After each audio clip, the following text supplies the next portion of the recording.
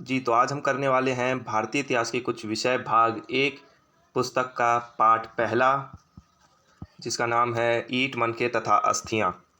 पाठ पहला है ये, और इसके आज हम एमसीक्यू करने वाले हैं। तो सबसे पहला एमसीक्यू ये रहा आपके सामने, हड़प्पा सभ्यता का कालक्रम क्या है? हड़प्पा सभ्यता का कालक्रम क्या है? सिंपल सा, हड़प्पा सभ्यता किस वर्ष में जनी और किस वर्ष में जाकर उसका अंत हो गया? तो ऑप्शंस हैं आपके, ए 2600 ईसा पूर्व से 1900 ईसा पूर्व, 2700 ईसा पूर्व से 1930 ईसा पूर्व, 2600 ईस्वी से 1900 ईस्वी, उपरोक्त में से कोई नहीं। जी बिल्कुल, तो आपको इसका उत्तर आपको देना है, भली वीडियो चलेगी लेकिन आपको उत्तर देना है। फिर उसके बाद मेरे सवाल पूछने के बाद आपको उत्तर सोचना है, फिर उसके बाद आपको उत्तर देखना है कि आपका उत्तर सही है या नहीं। तो जी इसका सही जवाब होगा ए 2600 ईसा पूर्व से, ए बिल्कुल इसका सही जवाब होगा ए 2600 ईसा पूर्व से 1900 ईसा पूर्व। आगे दूसरा देखेंगे। दूसरा जो है वो है, हड़प्पा सभ्यता की मोहर किस पत्थर से बनी हुई है? हड़प्पा सभ्यता की मोहरें जो हैं वो किस पत्थर से मिलकर बनी हुई हैं? ए चूना पत्थर, बी मिट्टी के पत्थर, सी सैल खड़ी पत्थर, उपरोक्त में से सभी।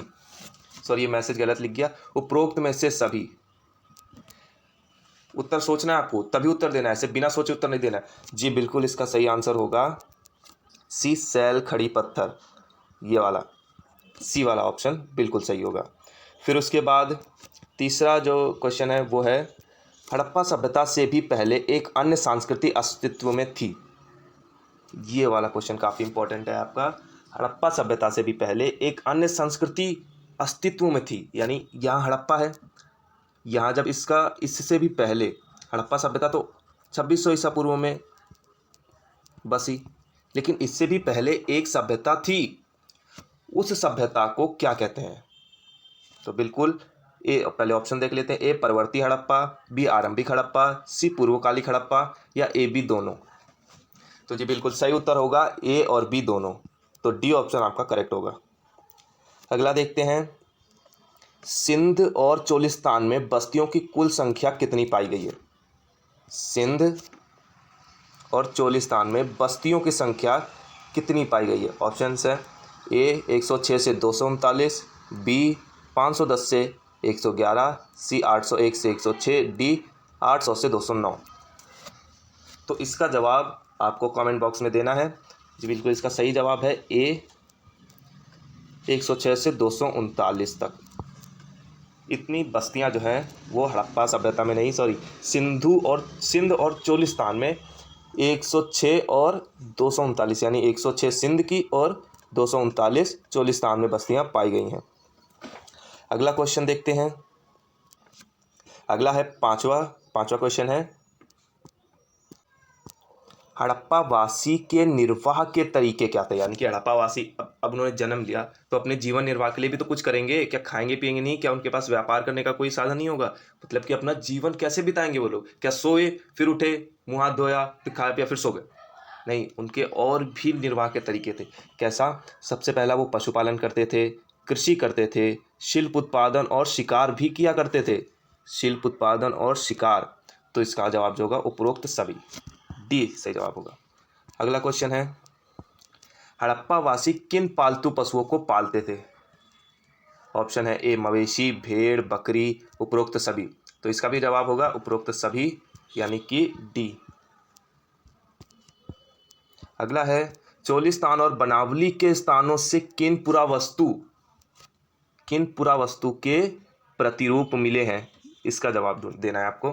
चोलिस्तान और बनावली के स्थानों से किस पुरावस्तु के प्रतिरूप मिले हैं? ऑप्शन हैं आपके, ए धातु के औजारों के अवशेष मिले हैं, बी मिट्टी के बने घर के प्रतिरूप मिले हैं, सी मिट्टी के बने हल के प्रतिरूप मिले हैं, और डी अवतल चक्की की प्रतिरूप मिले हैं। जी बिल्कुल, आपको इसका जवाब देना है। इसका सही जवाब जो होगा वो होगा सी इसका सही जवाब होगा। चोलिस्तान और बनावली एक हरियाणा का क्षेत्र है, हरियाणा में बनावली है, और वहाँ से मिट्टी के बने हल के साक्ष्य मिले, सॉरी ये हाल लिख गया, हल के साक्ष्य मिले हैं, हल जिससे खेत की जुताई होती है। अगला सवाल है, जुते हुए खेत के साक्ष्य किस स्थान से मिले? जुते हुए खेत के साक्ष्य, सिंपल है क्वेश्चन, जुते हुए खेत के साक्ष्य। ऑप्शन है कालीबंगन, हड़प्पा, मोहनजोदड़ो, धौलावीरा। बिल्कुल इसका सही जवाब होगा ऑप्शन ए। इसका सही जवाब होगा ऑप्शन ए। दूसरा सवाल देखते हैं, मोहनजोदड़ो के शहरों को किन दो भागों में बांटा गया है? ये इंपॉर्टेंट सवाल है, ये बहुत इंपॉर्टेंट सवाल है। मोहनजोदड़ो के जो शहर हैं उन्हें किन दो भागों में बांटा गया? सबसे पहला दुर्ग निचला शहर, बी नियोजित शहर, प्राचीन शहर, इनमें से सभी। सही जवाब जो होगा वो होगा ए, ऑप्शन ए, यानी दुर्ग और निचला शहर। अगला क्वेश्चन, 10वां क्वेश्चन है, भारतीय पुरातत्व सर्वेक्षण विभाग का जनक किन्हें कहा जाता है? सिंपल क्वेश्चन है, भारतीय पुरातत्व विभाग का जनक किन्हें कहा जाता है? जनक सिंपल है, जनक। तो इसके ऑप्शंस हैं Alexander Cunningham, John Marshall, Charles nation या दयाराम सानी। जो बिल्कुल इसका सही जवाब होगा ऑप्शन ए, अलेक्जेंडर कनिंघम। कई लोग जॉन मार्शल को जो है भारतीय पुरातत्व सर्वेक्षण विभाग का जनक समझ लेते हैं। जॉन, यानी कि ये जो जॉन मार्शल है ये नहीं है, ये भारतीय पुरातत्व सर्वेक्षण विभाग के जनक नहीं है। जॉन मार्शल जो हैं वो भारतीय पुरातत्व विभाग के जनक नहीं है, बिल्कुल नहीं है। ये जो जॉन मार्शल है भारतीय पुरातत्व विभाग के जनक नहीं है। अलेक्जेंडर कनिंघम को भारतीय पुरातत्व का जनक कहा जाता है। अगला क्वेश्चन, सड़कें तथा नालियां किस पद्धति के अनुसार बनाई गई थी? बिल्कुल, जो सड़कें और नालियां थी हड़प्पा सभ्यता में, सड़कें तथा नालियां किस पद्धति के अनुसार बनाई गई थी? ऑप्शन है ग्रिड पद्धति, 90 डिग्री पद्धति, समकोण पद्धति, इनमें से कोई नहीं। जी, इसका जवाब होगा ग्रिड पद्धति, ऑप्शन ए। अगला, आंगन का इस्तेमाल संभवतः किन कामों के लिए किया जाता था? जो हड़प्पा सभ्यता में गृह स्थापत्य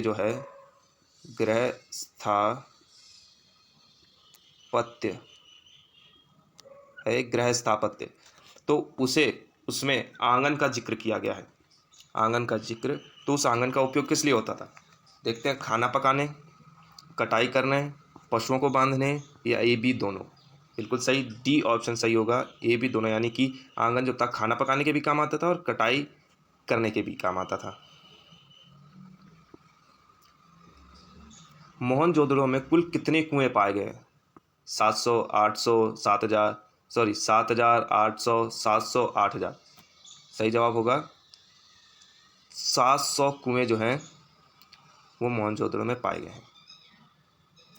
अगला क्वेश्चन, सामाजिक भिन्नता का अवलोकन करने के लिए किन तरीकों का इस्तेमाल किया जाता है? ये इंपॉर्टेंट क्वेश्चन है। पुरातत्वविद जो थे वो हड़प्पा सभ्यता में सामाजिक भिन्नता का पता करने के लिए, यानी ये सामाजिक भिन्नता का पता करने के लिए किस पद्धति या किस तरीके का इस्तेमाल किया करते थे, वही हमें इसमें बताना है।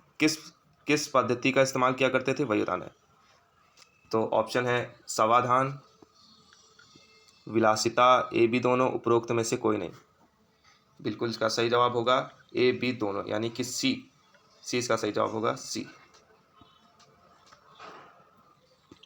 अगला क्वेश्चन है, मोहनजोदड़ो कितने हेक्टेयर में फैला हुआ है?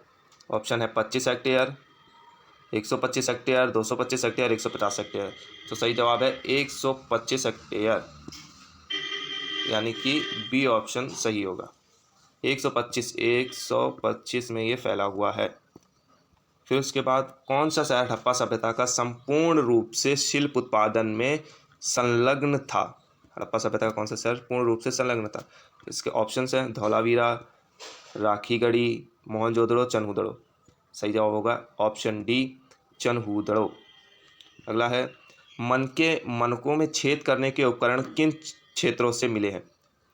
अब मनके कहाँ बने होंगे?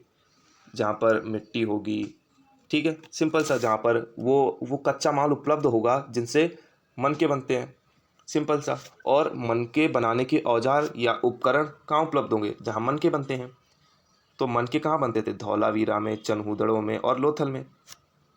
तो ऑप्शन डी आपका सही हो जाएगा, उपरोक्त सभी, धौलावीरा, चनहुदड़ो और लोथल तीनों से उपकरण मिलते हैं कौन से मनकों में छेद करने के। तो डी ऑप्शन सही हो जाएगा। 18वां है मोहनजोदड़ो से मिले एक विशाल भवन को किस नाम से जाना जाता है। ये क्वेश्चंस काफ़ी डीप पूछे गए हैं आपसे अभी तक जितने क्वेश्चन काफ़ी डीप हैं, तो इन्हें ध्यान से सॉल्व करना है और कमेंट बॉक्स में इनका जवाब भी लिखते रहना है। तो देखते हैं मोहनजोदड़ो में मिले एक विशाल भवन को किस नाम से जाना जाता है, किस नाम से।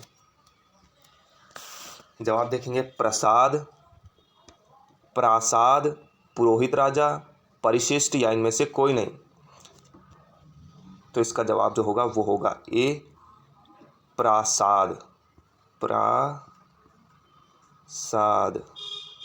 प्रसाद नहीं है यह है प्रासाद।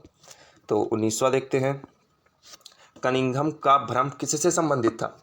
कनिंघम को भ्रम हो गया था कि हुआ भ्रम क्या था मैं बता देता हूँ एक बार।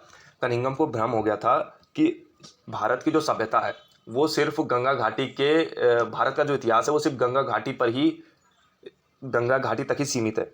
लेकिन जब कनिंघम को जब हड़प्पाई पुरावस्तुएं मिलना शुरू हुई, हड़प्पा से गंगा घाटी से ही पुराने जो है वो पुरावस्तु चीज़ें, शवाधान, कब्रें आदि मिलना शुरू हुई, तो वो कनिंघम इन हड़प्पाई पुरावस्तुओं को गंगा घाटी की कालक्रम से जो है मैच करने लगा था, गंगा घाटी के कालक्रम से तुलना करने लगा था। लेकिन उसे तो पता नहीं था कि ये जो गंगा घाटी से भी पुरानी सभ्यता है हड़प्पा सभ्यता, तो वो कालक्रम यानी कि ऑप्शन ए कालक्रम को निर्धारित करने में असफल हो गया था। कालक्रम को वो निर्धारित करने में असफल हो गया था, उससे कालक्रम जो है उसमें वो भ्रमित हो गया था, कालक्रम में भ्रमित हो गया था। ऑप्शन ए सही होगा। देखते हैं अगला। जॉन मार्शल ने पूरे विश्व के समक्ष सिंधु घाटी में एक नवीन सभ्यता की खोज की घोषणा कब की। ए 1924, 1925, 1926, 1923। तो इसका जवाब आपको कमेंट बॉक्स में देना है। अगला क्वेश्चन देखते हैं। The story of Indian archaeology के लेखक कौन है। एस एन राव हैं या बी एन राव या जॉन मार्शल या अलेक्जेंडर कनिंघम। तो इसका जवाब देना है। इसका सही जवाब जो होगा वो है एस एन राव यानी ऑप्शन ए। अगला क्वेश्चन। किस जगह से एक हड़प्पाई मर्तबान मिला है। अब ऑप्शंस देखने हैं आपको। किस जगह से हड़प्पाई मर्तबान, बहरीन, दिलमुन, मेसोपोटामिया या ओमान।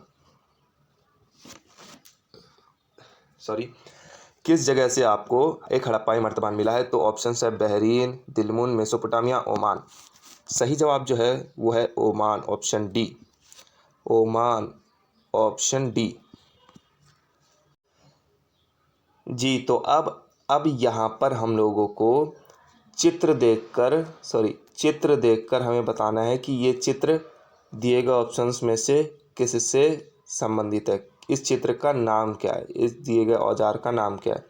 तो देखते हैं। सबसे पहला ऑप्शन है ए हड़प्पाई मोहर, मनकों में छेद करने वाला औजार, बी पीसने के लिए उपयोग होने वाली वस्तु, या डी सभी। तो जी सही, इसका जवाब जो होगा वो होगा बी मनकों में छेद करने वाला औजार, बी इसका सही जवाब होगा। अगला है ऑप्शन 24, क्वेश्चन नंबर 24। इसमें भी आपको चित्र देखकर पहचानना है कि यह चित्र किसका है। ध्यान से चित्र को देखना है, मैं जूम कर देता हूँ। इस चित्र को देखना है और इस चित्र को पहचानना है कि ये चित्र किससे संबंधित है। ऑप्शन है आदि शिव, लिंग, मातृ देवी या इनमें से कोई नहीं। इन्हीं 4 ऑप्शंस में से आपको देख के बताना है कि ये किसका चित्र है। जी बिल्कुल सही जवाब होगा आदि शिव। अगला है 25वां। फिर चित्र देखकर आपको पहचानना है कि ये क्या है, ये किस देवी का चित्र है। तो सिंपल है, ऑप्शन देखते हैं। पार्वती, मातृ देवी, पुरोहित रानी या प्रकृति की देवी। बिल्कुल सही, इसका जवाब होगा b, option b option correct होगा। मातृ देवी हैं ये सारी चीज़ें जो हैं ये हड़प्पा स्थल से प्राप्त हुई पुरावस्तुएं हैं। और फिर 26वां क्वेश्चन होगा। इसमें भी आपको चित्र देखकर पहचानना है कि ये चित्र किसका है। ऑप्शन देख ले, वृषभ कनिंघम द्वारा पहली ज्ञात मोहर, खिलौना, उपरोक्त सभी। तो बिल्कुल इसका सही जवाब होगा बी, कनिंघम द्वारा पहली ज्ञात मोहर। फिर उसके बाद 27वां क्वेश्चन, वस्तुओं, फिर इसमें भी चित्र देखकर आपको पहचानना है कि ये किसका चित्र है। ये लिपि का चित्र है, हड़प्पाई लिपि। देखिए ऑप्शन सी जो है वो करेक्ट होगा, हड़प्पाई लिपि जो है उसका चित्र जो है, यानी हड़प्पा सभ्यता में इन चित्रों का उपयोग किया जाता था। ये हड़प्पाई लिपि है। फिर उसके बाद है शमन क्या है। शमन काफ़ी डीप क्वेश्चंस हैं आपके लिए, तो काफ़ी मेहनत हुई है। तो शमन क्या है, यह वह महिलाएं और पुरुष होते थे जो इलाज भी करना जानते थे और जादू भी करना जानते थे, और साथ ही साथ दूसरी दुनिया के साथ संपर्क भी साधना जानते थे। क्या क्या जानते थे? इलाज करना, सबसे पहला ये लोग इलाज करना जानते थे। फिर उसके बाद क्या जानते थे? जादू करना जानते थे। जादू करने के बाद दूसरी दुनिया के साथ संपर्क साधना भी जानते थे। ठीक है, उन्हीं पुरुष और महिलाओं को शमन कहा जाता था। फिर उसके बाद अगला क्वेश्चन है 29वां, हड़प्पा सभ्यता का अंत किन कारणों से हुआ। इसका जवाब आपको कमेंट बॉक्स में देना है। अगला क्वेश्चन, भारतीय पुरातत्व सर्वेक्षण विभाग के पास किस प्रकार के स्रोत नहीं है हड़प्पा सभ्यता से संबंधित।